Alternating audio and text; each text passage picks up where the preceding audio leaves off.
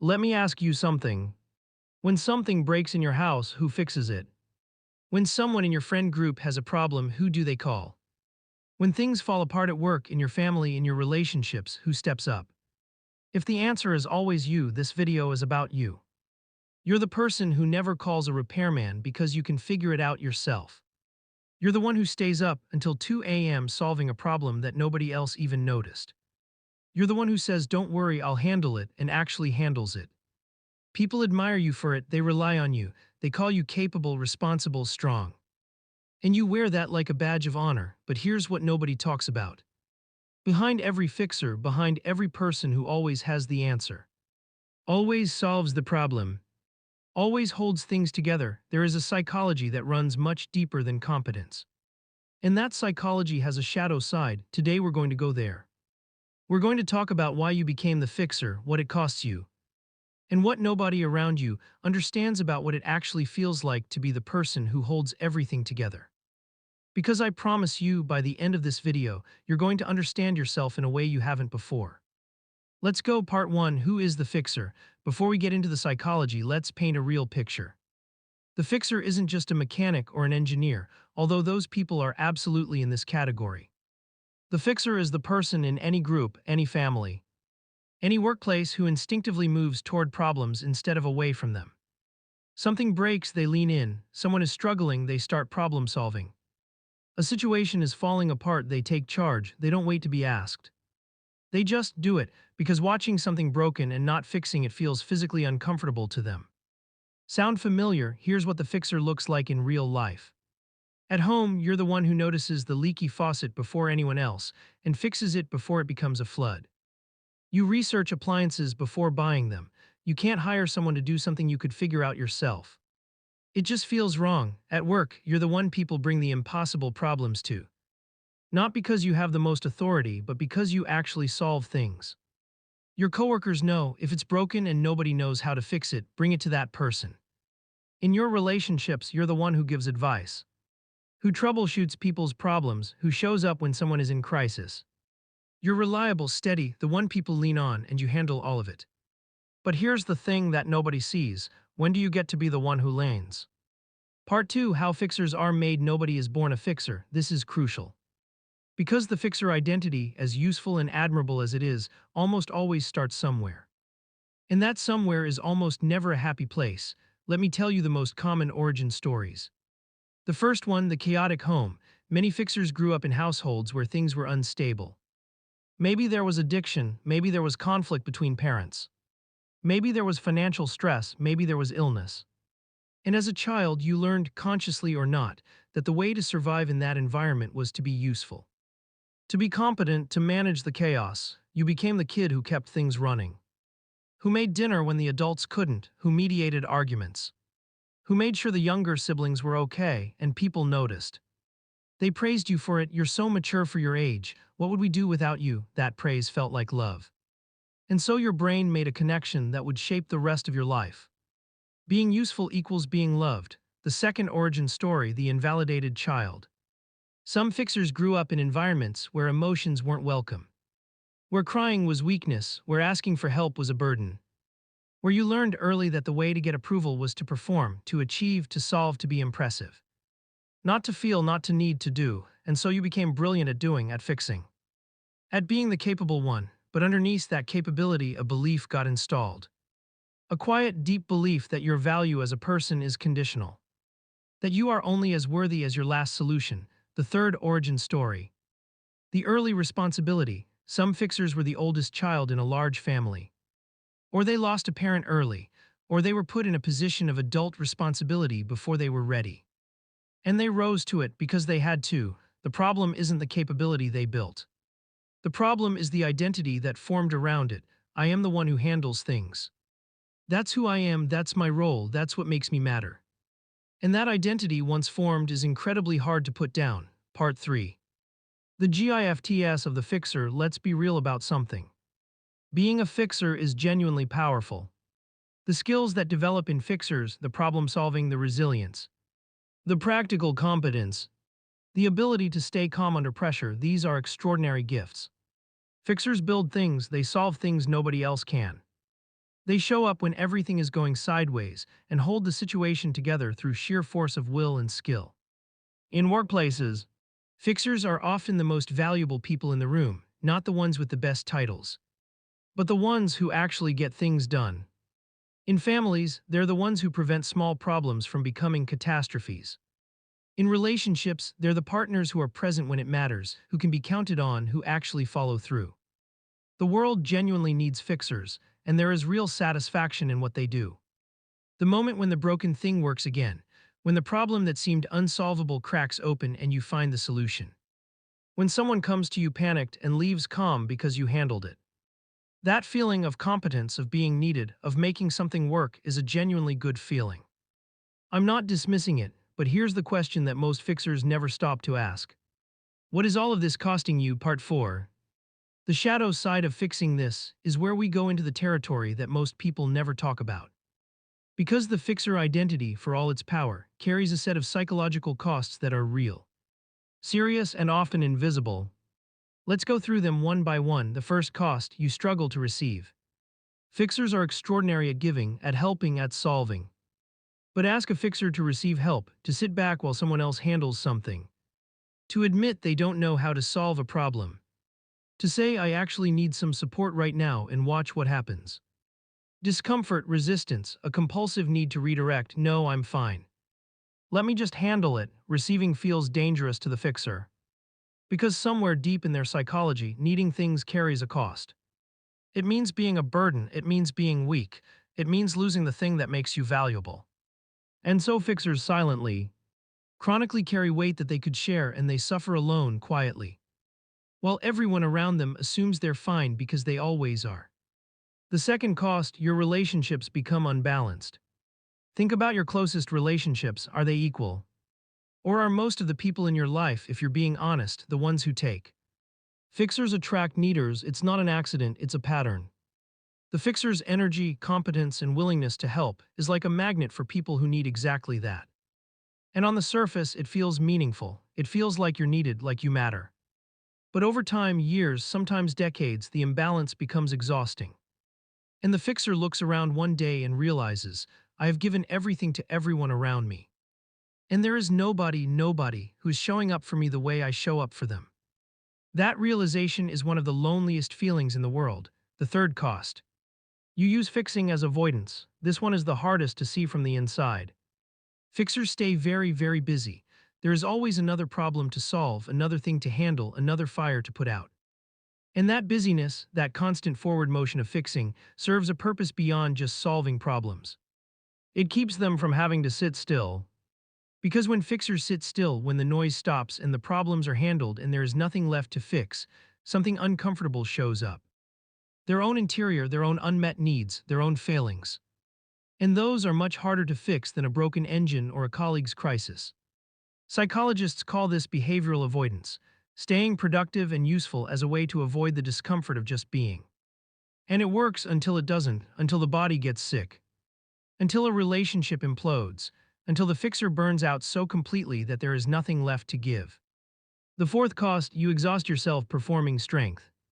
There is an enormous amount of energy required to be the person who always has it together. Because you don't always have it together, nobody does. But fixers have usually learned, through years of conditioning, that showing weakness is not safe. That falling apart is not allowed, that needing things makes you a burden. So they perform strength constantly for everyone around them.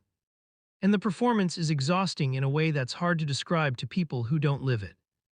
It's not just physical tiredness, it's the tiredness of carrying an identity that demands you be more than human all the time.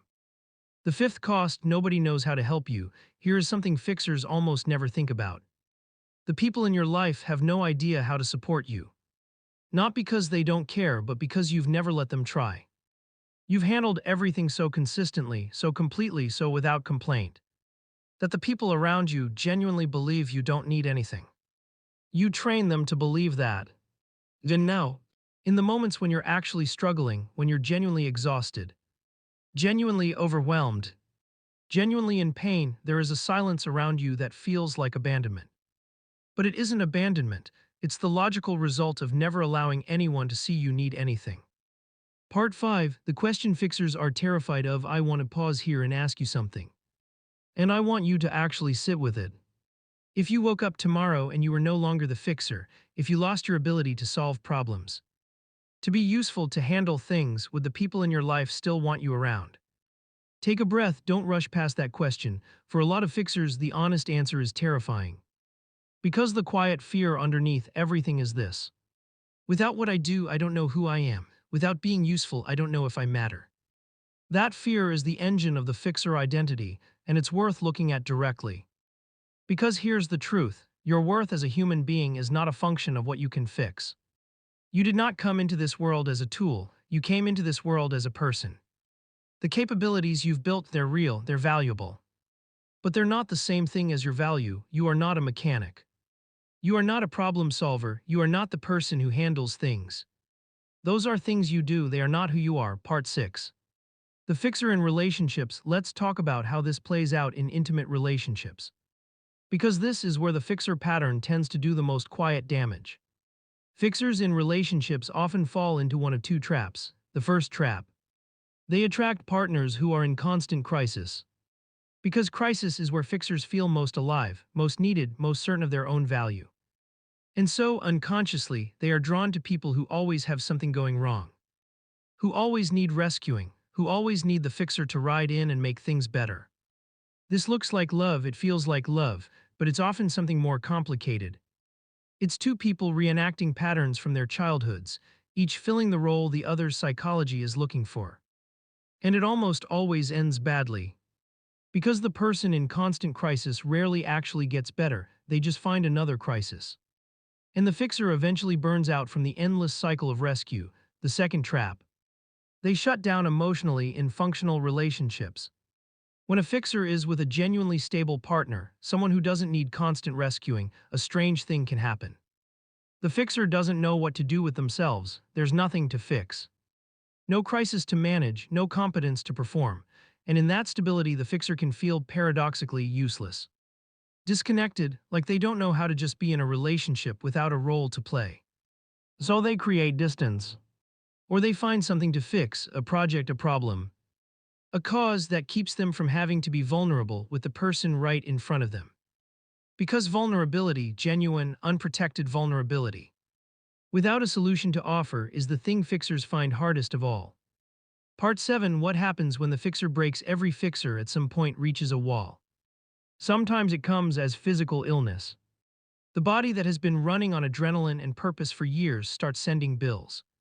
Sometimes it comes as burnout, a total collapse of the energy and motivation that has powered the fixer identity. The problems are still there, but for the first time the fixer doesn't care. Can't care, feels nothing. Sometimes it comes as a relationship ending.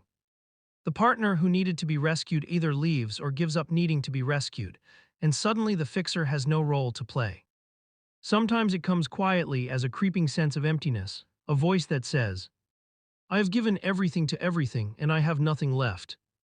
And I don't even know what I want anymore. And this is the moment that most fixers either grow or hide. Growing looks like this: I need to understand why I am the way I am. I need to learn how to receive, how to ask for help, how to exist without being useful every moment.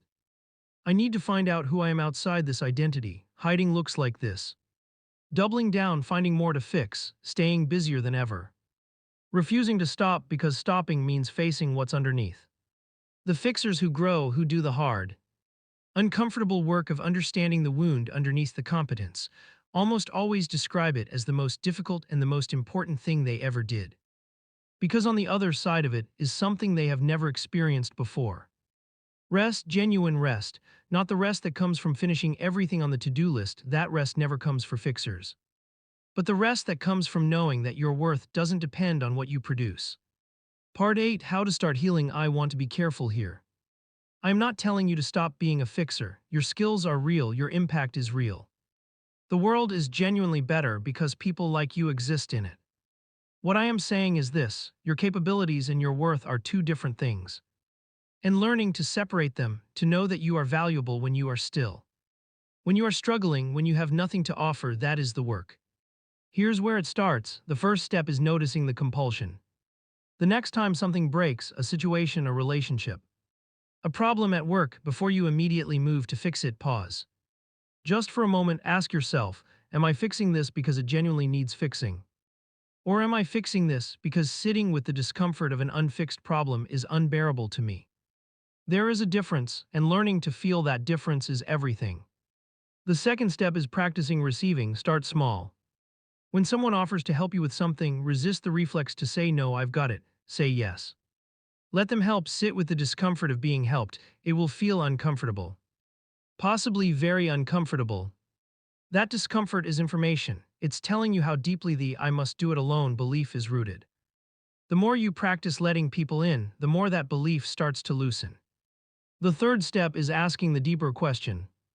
If you take away the fixing, if you stop being the one who handles everything, who are you? This is not a question to answer in 5 minutes. It's a question to live with, to journal about, to explore honestly over time.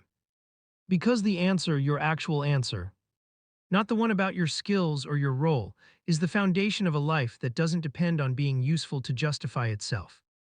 The fourth step is building relationships that don't require you to perform. Find one person, or if you're lucky, more than one, with whom you do not have to be the capable one. Someone you can be a mess with, someone who you trust enough to say, I'm struggling too. This is the hardest step for most fixers, because it requires something they've spent their whole lives protecting themselves against. Genuine vulnerability, but it is also, without question, the most healing thing a fixer can do. Part 9. To the people who love a fixer, this part is for everyone else. The partners, the family members, the friends, the colleagues of the fixer in your life. I want to tell you something important. The fixer in your life does not have it all together. They are not fine, they are not beyond needing support. They are a person who learned very early that needing things is dangerous. And they have been performing strength ever since, because they genuinely do not know another way. Here is what they need from you, even if they will never ask for it. Ask them how they are and wait for the real answer. Not the "I'm good, everything's handled" answer, the real one. Ask again. Give them time, offer to help before they ask. They will not ask, they never ask. So offer specifically, not "let me know if you need anything." They will never take you up on that. Instead, "I'm coming over on Saturday." What needs doing? Tell them what you value about them that has nothing to do with what they do. Not "I appreciate how you always fix things." Tell them who they are to you. The person, not the function. Celebrate their rest. When a fixer stops, when they sit still, when they let themselves breathe, tell them that this version of them is just as valuable, just as loved. They need to hear it more than you know. Here is the truth about the fixer. You are not the role you have played your whole life. You are not the problem solver. You are not the one who handles things. You are not only valuable when you are useful. You are a person who developed extraordinary capabilities in response to circumstances that required them. And those capabilities have served you and everyone around you.